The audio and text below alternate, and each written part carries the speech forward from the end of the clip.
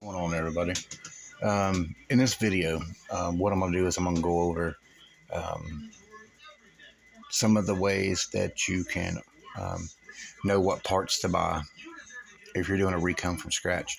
This video won't really benefit anyone that's buying a drop-in. A lot of manufacturers make drop-in recones for their subwoofers. In the case of Scar, they do not. So I'm using this one as an example. Um, the way you're going to figure out and calculate what parts you're going to need is you're going to have to take some pretty critical measurements of this.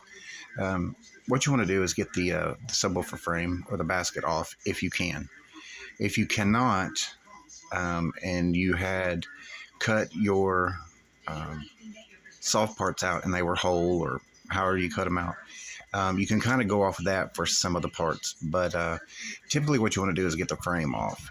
The reason for that, there's some measurements you're going to need. First things first, it's best to get some calipers, some digital calipers if you can. Um, they're fairly cheap. You can grab them at many different, places. Once you've got the frame off, you're going to want to measure the outer diameter of the pole and write that down. You're going to want to take a measurement of the inner diameter of the top plate and write that down. You're going to want to measure the top plate thickness and write that down. And also you're going to want to measure from the top plate to the back plate inside the gap to know the depth of the motor. Now those are key for selecting a proper voice coil that will fit your motor. The next thing you're going to do is clean off your spider landing so that you can measure, diagonally from one side to the other to what's going to fit that landing. And just write that down. You're going to want to measure from the spider landing, the glue flange of the spider landing, to the glue flange of the cone surround landing, so that you will know the depth of the cone you're going to need to work on your particular driver. Now, if you cannot get your frame off, if your old voice coil is still intact and it's not unwound, you can measure the inner diameter of the former, the outer diameter of the winding, and you can write that down, and then your winding width or winding height. That way that whatever you purchase that has those specs or similar specs to the outer diameter, the inner diameter of the coil, and the winding width would work in that motor. Now, when purchasing a voice coil, you want one with it's close to the same winding width. Sometimes you can go a little more, but you're going to go overhung a little more. But if you get too tall of a winding width and it's centered in that gap, the more winding width you add, the more chance you have for mechanical failure. Like, say if the coil winding width is too high, too tall, on a downstroke you can hit the back plate. If your winding width is too short, you don't have to worry about it hitting the back plate per se, but on the upstroke, under the linear upstroke, of jumping the gap. So you want to, measure all of these things, and then when you start looking at voice coils, the next thing is former height. Former height is key, because when you measure from the frames landing here for the spider to the frames landing up here for the surround, you want a cone that's going to come down as close as you can get to the spider for the triple joint. You can't always avoid having former exposed, just depending on what cone you purchase, if it's not deep enough to come all the way down and so forth. So you want a former that's going to be, tall enough to come up through the neck of the cone enough to give you a good enough surface area for a good glue joint there.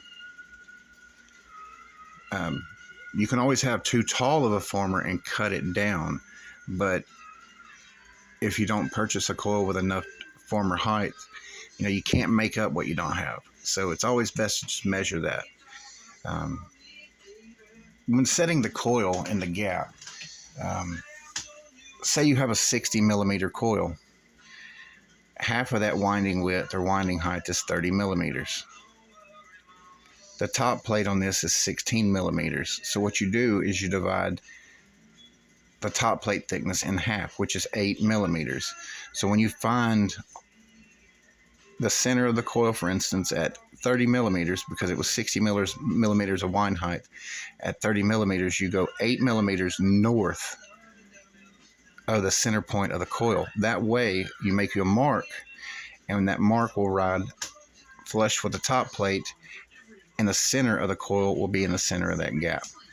So those are some key things you need to, think about as well when you're, doing not only the winding width, but the former height. You need a coil that's, the overall length of the coil, once the winding is centered in there, that, like I said, your former comes up enough for the cone. So those are just a couple of things. I don't want to make an overly long video on this. I just wanted to, to show you that these are some of the basic measurements you need to do to be able to find not only the proper voice coil, but the proper cone depth. Now, spider size, you just measure diagonally, like I said, for the landing. You can buy your spiders accordingly. How many ever spiders you add, or if you buy like a 2 or 3 layer spider pack or whatever, those are all personal preferences on it. But one thing that I do like to do, like in the instance this scar has a very big gap, like I covered in the first video, the coil didn't fit the gap very well. Like it still had a lot of slack.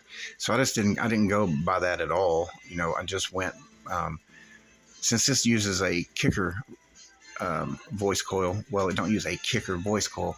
It uses a voice coil that was designed like what would go in kicker. This being a 2.38 inch voice coil, some of the kicker coils that I had on hand just have a larger outer diameter, and I prefer to put a larger, as much as I can get in the gap, so there's not a slack in it. But you also, you can always get a little coil rock, but you want something like when you measure that inner diameter, that top plate, you want a coil that's going to fit in it and not worry about rubbing. Like it can safely, move up and down in its linear stroke, like the actual movement. You don't have to worry about it rubbing the top plate. Same goes for the inner diameter of the former. You want it a little larger than the pole so that you can shim it, and then once it's all glued up, you're not going to have a problem with it rubbing the former on the pole as well. So this is just a couple of things that I just wanted to go over. Some people have asked me over the years on that when they're measuring, that this is very beneficial to measure, the depth of the motor, like the top plate thickness, your inner and outer diameters up here, so that you get a voice coil that will work properly. And again, you want to get a cone that's got enough depth with the former height that you're not going to have too short of a former, like I said. So anyways, on the next video we'll go through the recone process of this, but I just want to make a quick video on that. And I'm sure I missed a couple of things here and there, but this will give you a general idea when sourcing parts, like how to do so, like what measurements you should make and take before you purchase any parts. Hopefully this helps, and I'll see you on the next one.